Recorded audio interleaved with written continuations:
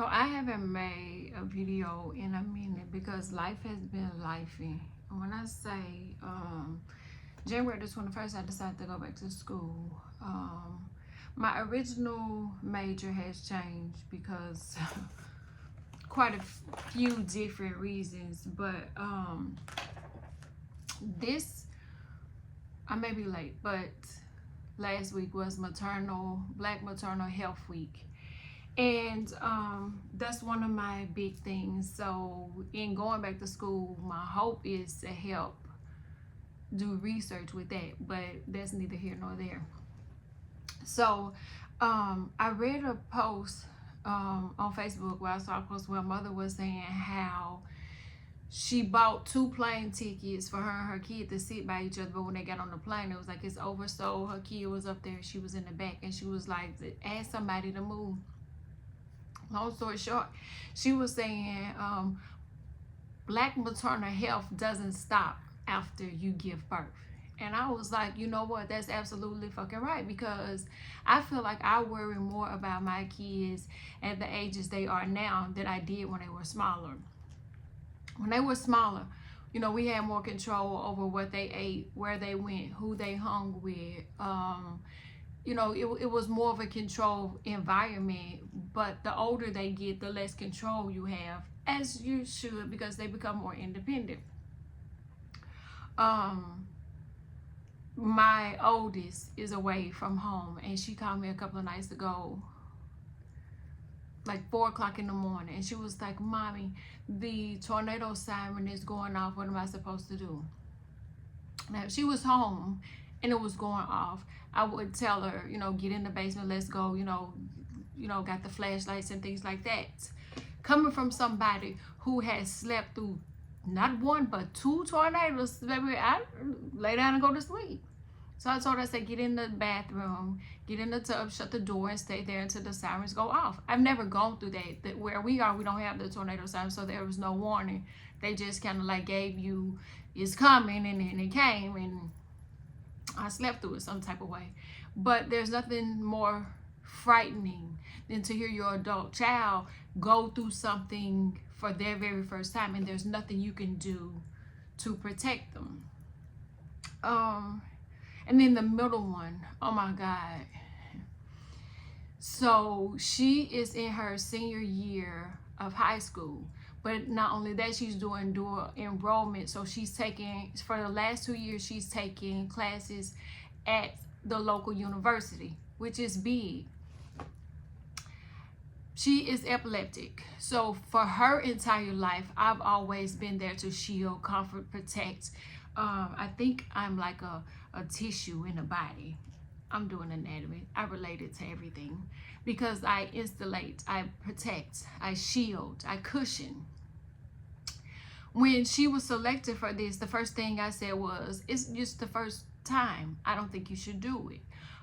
But it was not because I didn't think she could do it. I didn't think they had it together. And so we went to a parent meeting.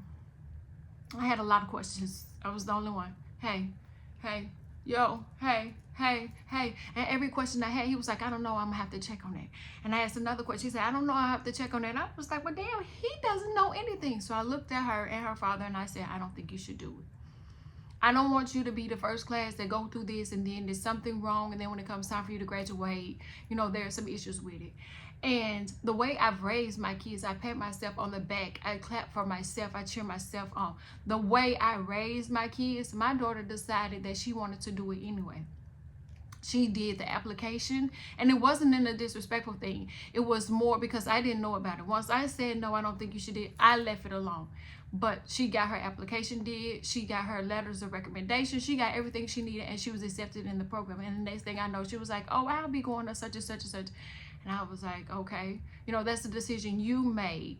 And I had to accept that I made my decisions for myself, and this is her life. She has to make those kind of decisions for herself. Could I have vetoed it and said, no, you can't do it? Yes, I could have. But she had already decided this is what she wanted to do. Got down there and did amazing. Like, I mean, fucking rock star. She's on all of their Facebook pages. She's on, you know, committee. The teacher is taking her, the principal is taking her to vote for the first time. I mean, she's in the urban league. She's getting so many scholarship offers. I mean, just so many things that had she listened to mommy, she wouldn't have been privy to, because the school she was at might not have spotlight this little black girl that they have literally been trying to take out since before she was conceived. I have endometriosis, fibroids, adenomyosis. They told me they don't even know how I was able to give birth 3 times naturally. And I was like, it's nothing but God. So after the first surgery, they said, you got endometriosis, you probably want to have a hysterectomy. Had I had that hysterectomy, I wouldn't have had her. So they have been trying to do her in since before she even took her first breath. And it hasn't been easy, because the epilepsy started at 13 months. She wasn't diagnosed. It was just the age she had her first seizure. She wasn't diagnosed until well after 2 years old, because the seizures were coming back. They were uncontrolled. There were no, it was no pattern. And coming from somebody that had never dealt with it, I had only seen one person in my life have a seizure, and I was in middle school when I saw that. So I had no idea. We didn't have any knowledge of it.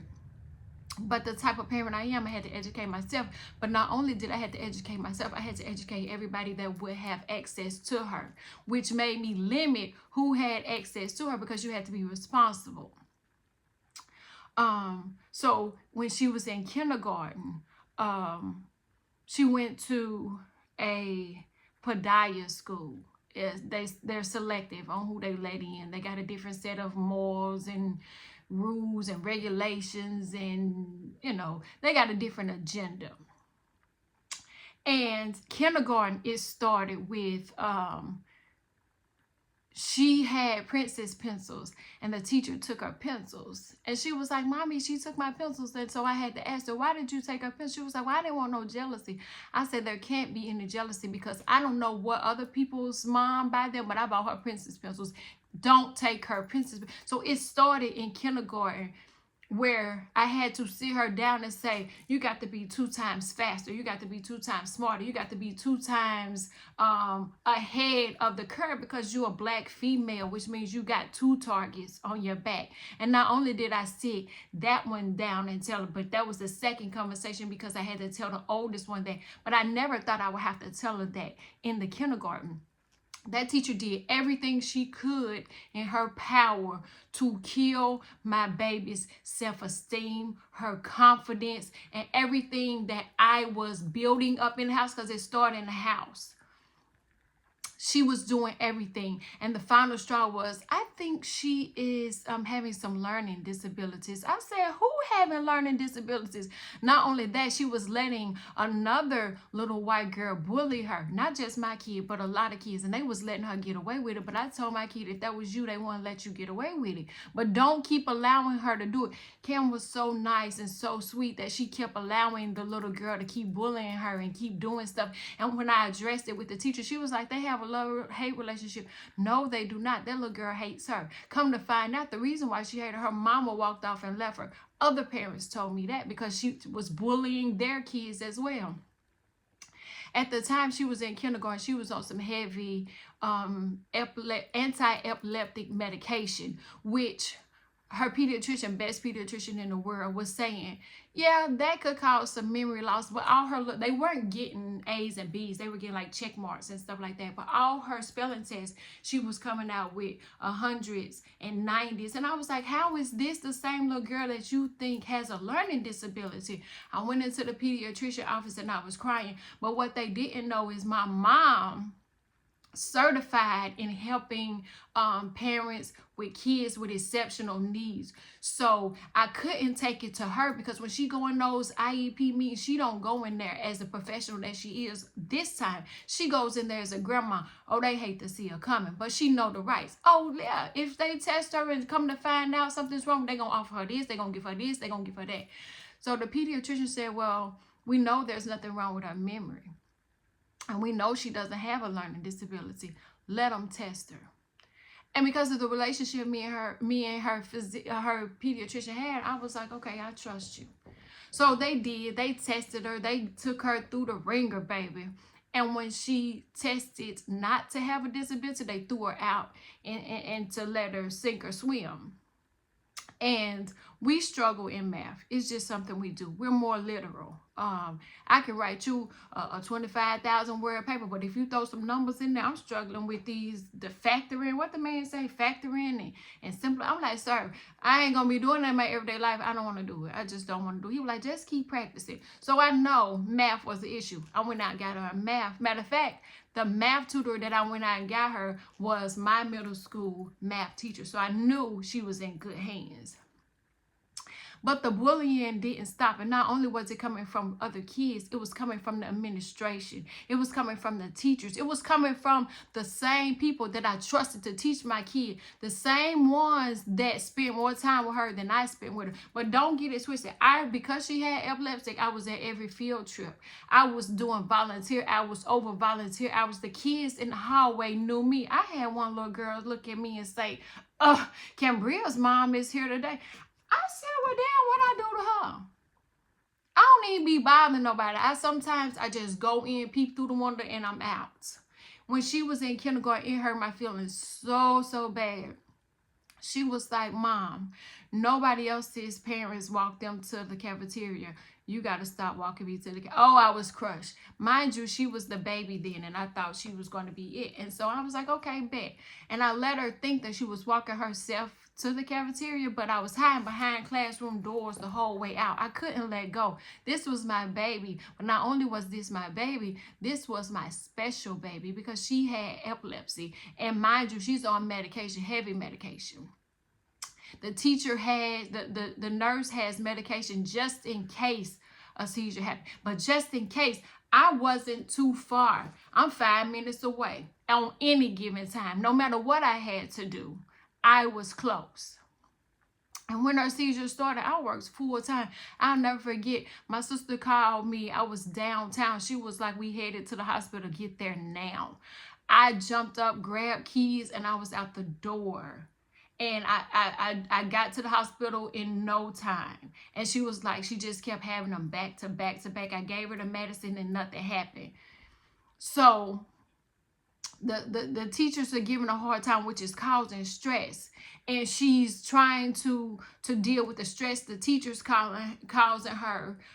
She's dealing with the bullying of the students because, you know, she got to be in the front of the classroom. And I never missed a field trip because I never wanted her to have to walk around with the same teachers that was bullying her. I had a teacher in the 3rd grade say, I didn't think you was a concerned parent. But that same motherfucking teacher had a 3rd grader. She seen me at every birthday party, at every field trip, at every parent-teacher conference. If it's any black face that you and these other kids know, I'm in the hallway more than the principal. So play with somebody else. So she decides to stay at the school, although I wanted her to leave. 7th grade year, she was like, you know what, sis, I can't keep going to that school. They killing my spirits. They killing the very thing that you planted into me. They trying to kill it. And no, all they was doing was throwing dirt on the seed that God had planted, because this one here, that one there, all 3 of mine. Chosen, baby. Miracles. Because remember, they said they don't see how I had them tubes blocked and some more shit. Fast forward. This baby is not on any medication anymore. She wasn't. I took her off medication while they did the testing and stuff like that. And while they was trying to figure it out, she was doing beautiful. No more seizures. She started playing softball. She started playing basketball. And she decided she wanted to go to a different school. The school that she wanted to go to was a zone school, but I had to fight them to get her taken out of that school because the principal looked at me and told me, you know, you signed a 1-year agreement to stay at the school. I said, yeah, that's true. And I stick to my word, but let me tell you what I know. Two people just buried their kid because they took their own life behind depression. I'm not finna be a 3rd one. So if I have to drive over that little Georgia line and register her for another school, then so be it. Y'all don't scare me, baby. I'm down at the school board. Let me speak to somebody else. And let me speak to somebody else. And let me speak to somebody else. So in order to snatch her out, I sent her to her zone school, which was not one of my favorite. And of all the kids that I had, I've been the one to pick up and drop off and pick up. If I couldn't pick up, the daddy was picking up. She had to be the latchkey kid. I never would have thought, because I've never left her alone. She ended up being the latchkey kid. She was like, I love it. I'm home. I ate and took a nap before the other two even get out of school. Mind you, I'm nervous as a wreck. Like, I'm scared. I'm calling. I'm texting. I didn't even want her to have a phone as early, but I needed to be able to contact her. So there's a new program that comes along after the 8th grade. She graduates 8th grade from this school beautifully, flawlessly. And she was like, well, I want to go to this high school that's, is not in our district, is not in our zone, but they got a program that I want to go to. I'm like, okay, cool. She got in the program. I met with them. I met with the nurse, told the nurse everything that was going on. And she started playing basketball. Come 2020, my brother has a girls basketball coach. And I mean, a team. And this is the second team that about the third team that she's played on. But I trust him. And we were in a tournament in Atlanta. And I have a sixth sense in the sense I know when a seizure is about to come on. I'm prepared. So it was in the summertime, and something told me, don't put on flip-flops, put on them tennis shoes. And I'm not a tennis shoe person in the summertime. My feet need to breathe. And it was in 3 minutes into the game where he was screaming and hollering, and I ran across the court. Once I seen my baby on the floor, she was on the floor covered in her own blood where she fell from the chair and hit her mouth. I still had the pants that was soaked in her blood, and I'm calling her, trying to get her to come in, because mind you, it's been 7 years since she had a seizure. I thought the shit was gone. I'm not prepared. I have no medication. It's kind of doing COVID, but it ain't really doing COVID. And so I'm unprepared completely. I don't have any medication to stop the seizure or anything like that. And I'm covered in her blood, and I'm trying to wipe her blood up off of me and off of the court. And it was just the most horrific thing that I've ever seen. And so the process starts over. You call her pediatrician, talk to him. We get back in with the neurologist. All the tests start again. EEGs, EKGs, everything. Because this baby has been probed and picked at and stuck and blood drawn since she was 13 months.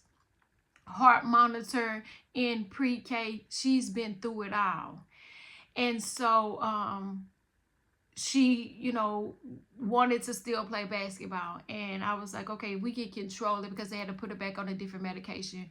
But this time it's another medication, and it's trial and error, because they don't know. What she took when she was smaller at 7, when she was having seizures, she couldn't take it at 13 because, the body, the weight, the kidneys, all of these things. And I'm doing my research. I'm like, no, she can't take this. And I've been to Vanderbilt. I've taken her to hospitals not in the city because I wanted different opinions. And it just so happened when I took her to the last appointment in Nashville, I found the calendar where I had wrote every single seizure down from the first one. This calendar was old as I don't know what, but I found it. I keep immaculate notes when it comes time. And so, basketball started to be her outlet, but then basketball also started to bring the seizures back. So the seizures were gone away until she was playing basketball, and we couldn't figure it out. Is it the lights? Is it the noise? Is it the pressure? Was it me? Like I even got to the point where I said, I know I put a lot of pressure on my kids. I'm heavy like that. So one game I said, I'm not gonna go. I didn't even go. I let him take her. And then about 20 minutes before the game started, I pull up, and then I wait until the game time, and then I walk in. And I don't know if she saw me. I don't know what it was, but I was at the top of the bleachers. And I'm going to tell you, my biggest fear is falling off the bleachers. But I had this gray big Louis never full bag. And I stuck my hand down in it and I grabbed some medicine and I just held on to it. And at the minute that the seizure started, her father was steps away from her where he was able to see when it was happening. But me up top, I was at the very top. I hadn't even stepped foot on the bleachers yet because I'm hiding. I ran down every single one of those bleachers, not knowing whether I would fall and be laid out on the floor, but I got to her to give her medication. That was video that I was able to take because, mind you, she's had EEG since 13 months. They show no activity of any type of seizure activity at all. None of the things show that she's ever had a seizure. And I got to the point where, like, damn, they probably think I'm lying. They think I'm a hypochondriac and I'm sitting up here lying, and whatever that condition is where the parents be making themselves sick so they can get attention. That wasn't me. Nobody knew she had epilepsy and had seizure unless you was within our inner circle, because this was my dirty little secret, because I couldn't fix it. I didn't know where it was coming from. We did genetics testing, sleep studies, you name it. She done had it all. And there's no known reason, which is like 70% of the people that's diagnosed with epilepsy, there's 70% of no known causes. Some people have had traumatic brain injury. Some people have tumors. Like, there's really, a gang of reasons why people have seizures, but there's also 70% of people that they don't know why. And so it got to the point where I couldn't do it anymore. I had to pull rank. I had to take basketball after we spent a whole week in Vanderbilt. And the doctors told me if she doesn't take her medication, she's sure to have a seizure. She's definitely going to have a seizure. Make sure she takes her medication. We're in the hospital. She's chained to the bed. I mean, they got stuff coming out of her head, like a long wires. Like, she's chained to the fucking bed like a dog on a leash. And if anything, without medication, was to set off a seizure, that should have been it. I had cabin fever. 2 hours in, I was like, shit, I'm ready to go. And it was during the height of it was 21. So COVID was kind of turning around, but not really. So there was no visitors. It was just me, her, and Dad in the room. He could leave. I could leave. She couldn't leave. And if it was anything that would have caused a seizure, that should have. And so the doctors were coming in every day. They was sticking her. They was testing her. And they would say, well, she didn't have one today. We could stay another day. I was like, okay, another day.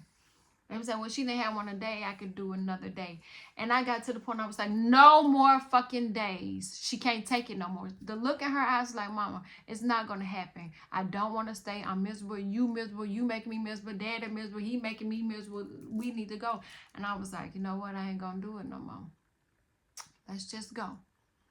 And so she tried out for the high school basketball team, and her dad was there every practice with the medication on standby ready. Nothing ever happened.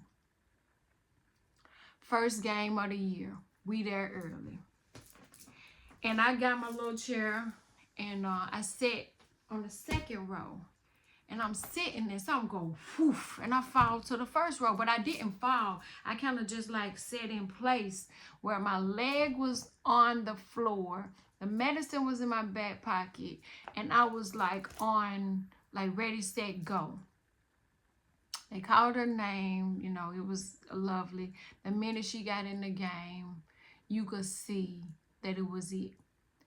I took off running. Her dad took off running behind me. We were there to catch her before she fell to the ground. I inserted the medication, and that was the first time that on the floor she's ever come back. And she looked at me and she was like, Mama, what happened? And I said, you're fine. How you doing? She was like, don't lie to me. Tell me what happened. And this was the first time that her shoulder came out of place. So the ball and socket was loose. It had came out of place. So she was in a lot of pain for that. So we had to be transported in the ambulance. And I had to break the news. I was like, you can't do it. I can't do it. My heart cannot take this. And if you've never had to watch your child be in between two worlds because she's here, but she ain't here. I cannot inhale or exhale until she come back, but yet and still I'm calling her name, and through the whole gym all you can hear is my name, my voice echoing, screaming her name to come back to me. It's the worst shit ever. Talk about maternal health, maternal mental health, baby. There is no word for that type of needed mental illness, okay? So, she decides, basketball won't work for me. And I get it. I'm okay with that. And so now she goes through her own little depression, because the one thing that you love to do, your body won't allow you to do it. And I cannot relate. I didn't have anything like that. I couldn't relate. So I'm like, let me find you a therapist. The first therapist she couldn't really relate to. So, we going and they talking about, let's change medication, let's put on this medication. And I never say yes to a medication without doing my own research. And so the medication that he wanted to put her on, I didn't agree with it. So I said no, we stopped seeing him. But I was like, I really believe that what's going on with the seizures is coming from her womb. I don't think it's in her brain. So he sent us to a gynecologist. The gynecologist was like, okay, put her on birth control. Whoa. She 15. Mm-mm. So then she was like, well, you know what? We can put her on the birth control where she take it every 3 months and then she'll stop and have a cycle and then go back on it for 3 months. She was like, but I don't want her to stop it. Just let her keep taking. And I was like, oh, yeah. So I didn't say anything because they feel like they can talk to them once they get a certain age. And so I was just looking at her. And I looked at her and I looked at her and I looked at her. And the doctor said, we can ask your mom to step out.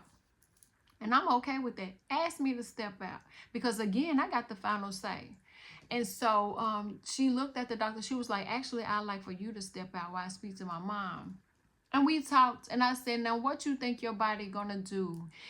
Completely in shock, where you supposed to have a cycle, but they stopping your cycle permanently. And all that shit backing up, and it's gonna send your body all into all kind of chaos. You know what I'm saying? So we decided not to take the birth control, but we also decided not to go back to that gynecologist. And so there was only one other seizure after that, and it was because she was having a birthday dinner. She had got too excited. I could see it in her where she was too jittery. I could see her heart rate racing and all these things. And I knew something was wrong, and so ended up on the bathroom floor in the restaurants. I had to crawl under the stall to get to her to administer the medication. And once I administered, I hit a wall. I couldn't do anything else. So her father and her oldest sister stepped in when I couldn't anymore. I had hit a wall. I had been gone out of town working the day before. Came back in just in enough time to do the birthday dinner. So basketball was out. Like, I was trying to do all kind of things to eliminate stress as much as I could. But she's still excelling in school. So what y'all don't realize is she's always had to work twice as hard because the seizures wipe her out. The medication wipes her out. So it takes about 3 to 4 days for them to start back feeling like themselves, because the seizure is the brain's way of letting you know something's going on in the body. So the seizure overworks the brain, which wears out the body. Then the medication is full of things like Valium and all these kind of, suppressants to calm the brain down. So that wears them out. So she's having to work 3-4 times harder than the average person to catch up, to stay, ahead. So when the program came for her to go to the college, I was thinking that's too much stress. I can't put your body through that menstruation. I was thinking of me and what it would take for me to get to that college from here. I was thinking of you could be walking to class alone and something happens and I'm not there. I was thinking of me, again, my mental health. She was thinking of, I can do it, I can take it. Trust me, I know my body.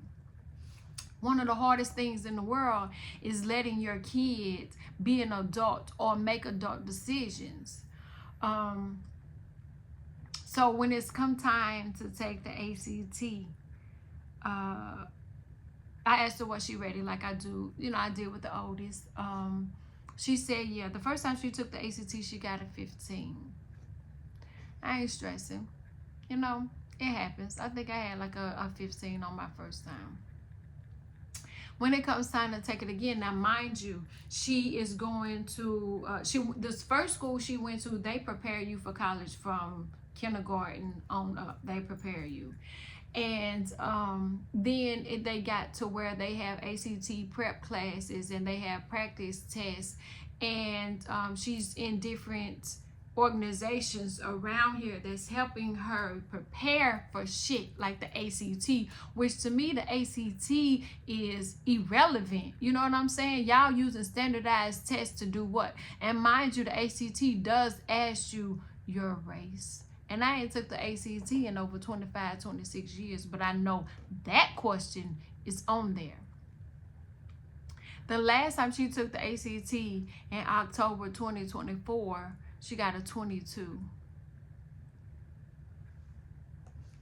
I had no idea that there was even an issue with it until the same night that I was on Do Not Disturb, that my daughter called me scared about the tornado.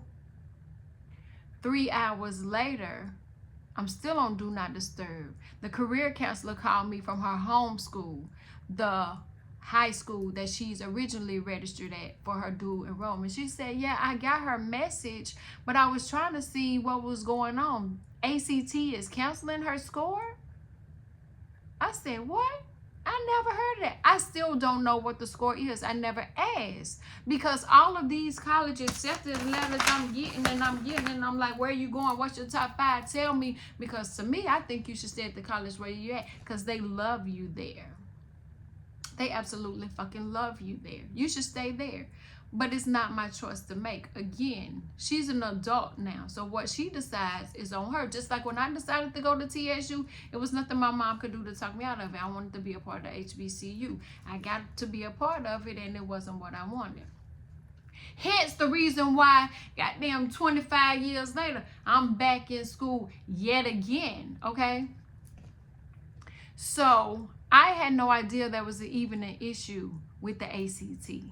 And so the lady said, well, yeah, we'll come up there, we'll call together, see what this, they gave her the runaround. She was at the school for 2 hours and still had no answers.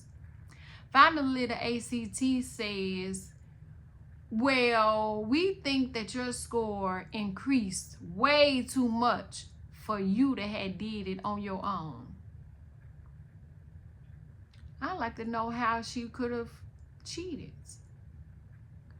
But instead of being pissed off, all I could do was cry tears of joy, because this is the same little girl that y'all said had a learning disability. This the same little black girl that you said needed some assistance. This the same little girl that y'all said would be on so much heavy medication that she wouldn't probably do well.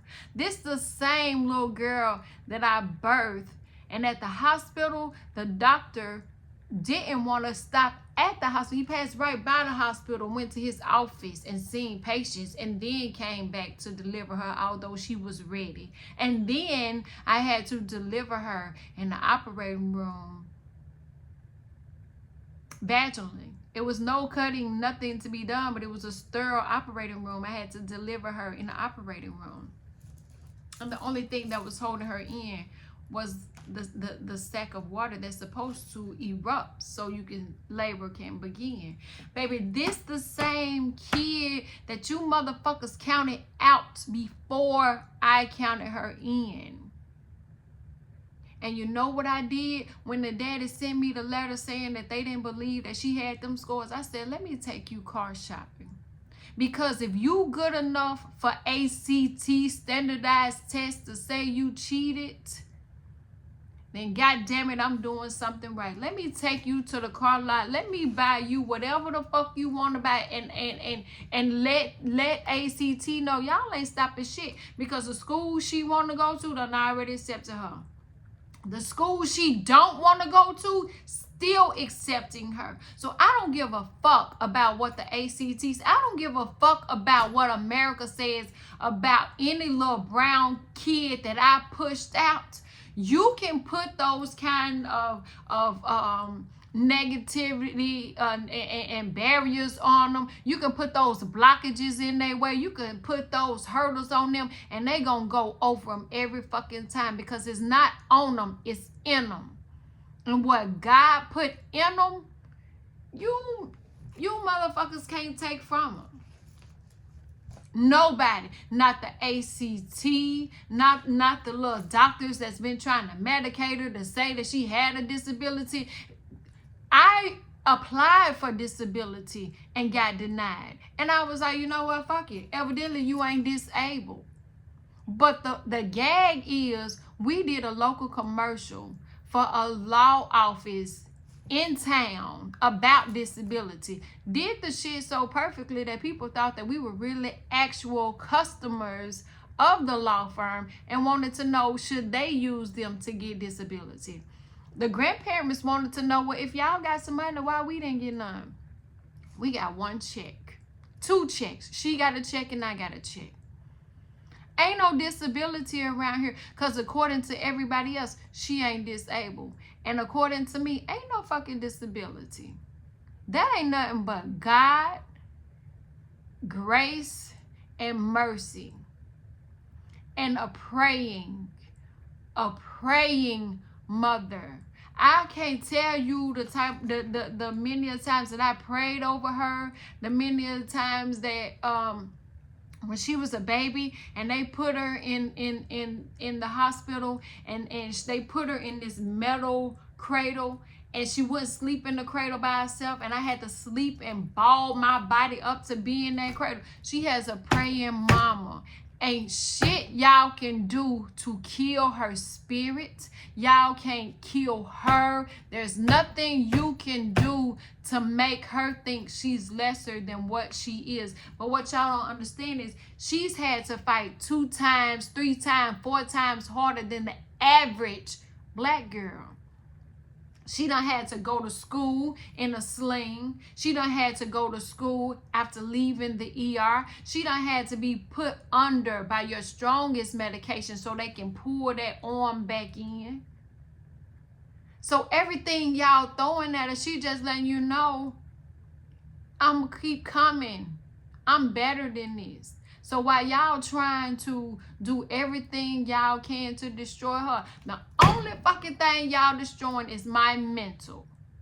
And that's what I say, it goes back to Black maternal. We don't just stop worrying after we push the baby out. And then the postpartum don't just last a year or 2, how they think the shit lasts as long as you are a mother to that kid. So when you start mentioning Black maternal health, mention the long-term fucking effects. Don't just stop after birth. Don't just give us that little postpartum, because we worry every day. We worry that the schools that we send them to, that somebody might be having a bad day and might take a weapon in there and something might happen to them. We worry when they go to church and somebody might get mad and do something in the church, in the grocery store. So we are constantly afraid, worried, stressed out, and unsure if our babies is going to make it back. And what the fuck are y'all doing? increasing Riverfront Parkway, $14 million. The streets are raggedy. You can't even get to the damn Riverfront Park because all of the streets got potholes to get in there. And then the education funding being cut because he taking out the Department of Education and he doing this, wanting everybody to be just as dumb as his ass is. No, y'all need to, I don't know what the answer is, but y'all need to come together and figure it out. Because I understand that private schools was created to keep us out. And then so HBCUs was created to celebrate us. But HBCUs be the ones that sometimes trip us up and they hinder us. So sometimes them ain't the way to go. So what's the fucking answer? And a lot of times I can name 100 people right now that got degrees, masters, bachelors, doctorates, and all that shit, and still don't have a job in that career field. So I don't know how y'all messed up the educational system. And I do know that it's about who you know and not what you know. But what I do know is I birth motherfucking queens around here. And you won't stop them. Because again, it's in them and not on them. These marrying grandchildren. And baby, what she had, she multiplied. And what she gave me, I multiplied it. So, what I really want to say to ACT, you ain't stopping nothing around here. And I do not blame her for not wanting to take it over. Because you call me a fucking cheater once, you going to call me a cheater again. And then, if she go in there to take it again, ain't no telling what y'all gonna do to the scores to make it look even lower or make it look wrong. But then you already got in her mind, making her think she a cheater. You giving her test anxiety. So when she go in there, it's not her against the test, it's her against her, because you have tried to take out what she know. You're trying to make her feel insecure. You try to make her feel lesser than. So if she don't take that motherfucker again, I don't care. Because the college she want to get in, they taking her regardless. They seen a 22 already on there. A 22 is great because I didn't get a fucking 22. But it ain't like she got a 30. But she probably could if she put her mind to it. I have test anxiety. I don't know if she do or not. But what I do know is that one right there, you going to hear her name. You going to know who she is. And I'm going to make sure that, because, baby, next month we got 2 graduations. 2. And that's unheard of. So she the first one on my side of the family and on the daddy side of the family to graduate with an associate's from high school. Not to mention, she had epilepsy. Not to mention that they've been trying to take her out and do her in since before she was conceived. So, I'm going to tell you like this. Don't fuck with God's chosen ones.